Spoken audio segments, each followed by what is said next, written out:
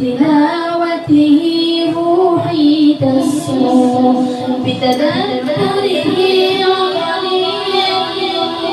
ويزول به عني الغم فأغل سعيدا فرحانا شيخي علمني القرآن لأعبر منه الألوان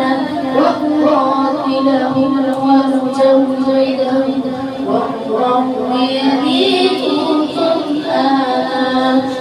وأمسي إن كنت وحيدا يغنيني لو سرت بعيدا وأمسي إن كنت وحيدا يغنيني لو سرت بعيدا